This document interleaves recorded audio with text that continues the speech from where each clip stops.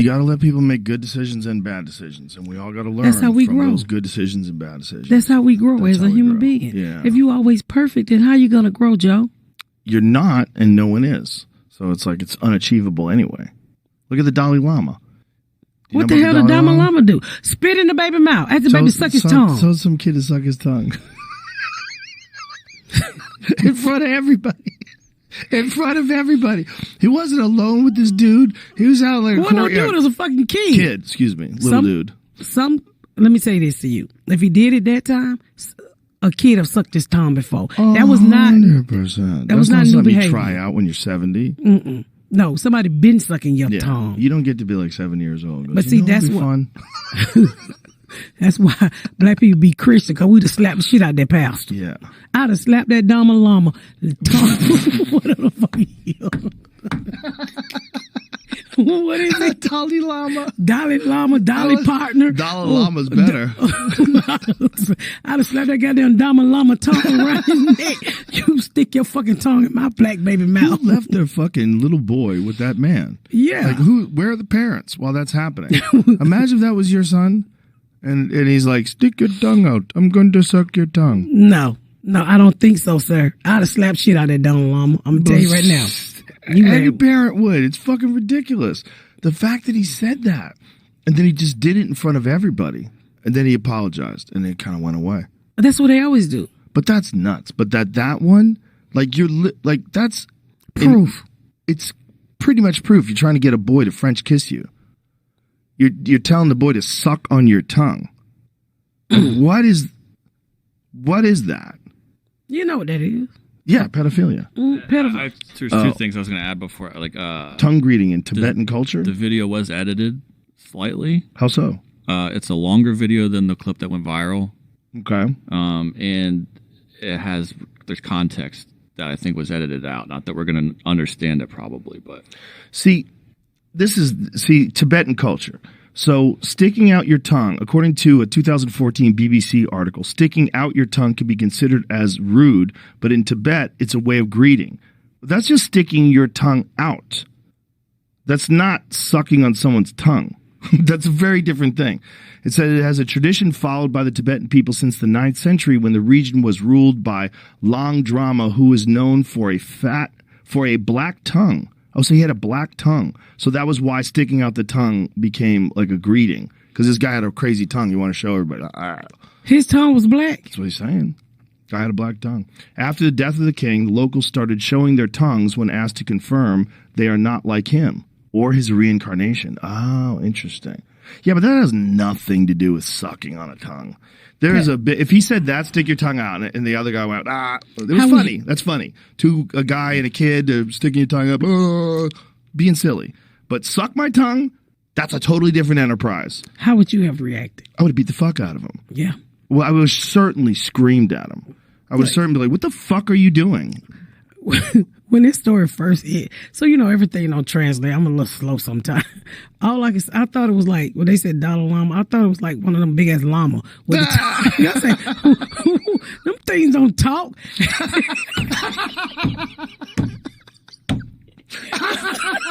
I'm sorry, that's the dumbness in me. And I was like, wait a minute. Them things don't talk.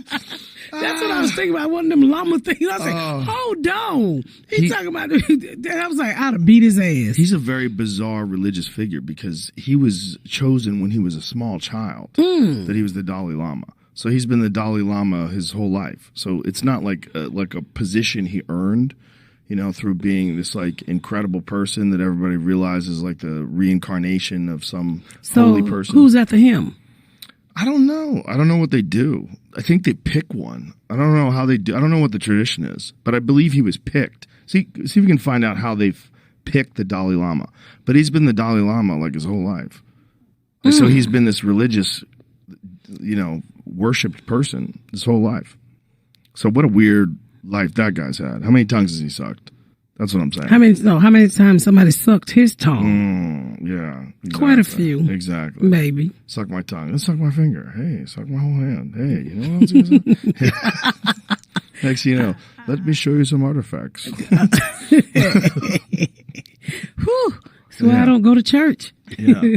Okay. When the Dalai Lama dies, or even before their death, a successor is found rather than chosen. Traditionally, senior Tibetan monks conduct an elaborate quest to find a child who is the Dalai Lama's next incarnation. The search involves consulting oracles, interpreting visions, and reading spiritual signs. Oh, wow. So that's how they found him. So he was just at the house chilling as a kid. They said, come here, boy, you the Dalai Lama. One. He's like, I am the one. Suck my tongue. Maybe that's how they found him. I'm quite sure he had a great life as the Dalai Lama. Right away when he was a little kid, he's like, come here. And they're like, that's him. We found him. You think you just walk around like a dog with his tongue hanging out? Oh, that's the tongue we've been looking for. Waiting for people to spot him. So you think they was looking for somebody with a suck up a tongue? Maybe. Took him off to live in the lap of luxury. That's a lap of luxury. Wearing robes. People just those following you around and you just talk about life. No relationships, no marriage, no children. They don't have a relationship? No, I think they're supposed to be celibate. Isn't that what the premise of this movie is? Oh, that's right, the golden child. Yeah, that is sort of the premise, right? Trying to find the next. Yeah, because they was trying to kill him, right? Doesn't the Dalai Lama have to be celibate? Well, I believe they do, which is also not good. You take a man. Everybody need to bust a nut. Yeah, everybody. Everybody. You know, I told a story about my special need uncle. My granddad would buy him pussy on Friday because he thought that would help him with his having seizures. And people was like, you're lying. I'm like, if you grew up in my granddaddy's house, everybody know that my granddaddy had hookers to fuck my Uncle Cecil because he was special need, and he was crippled.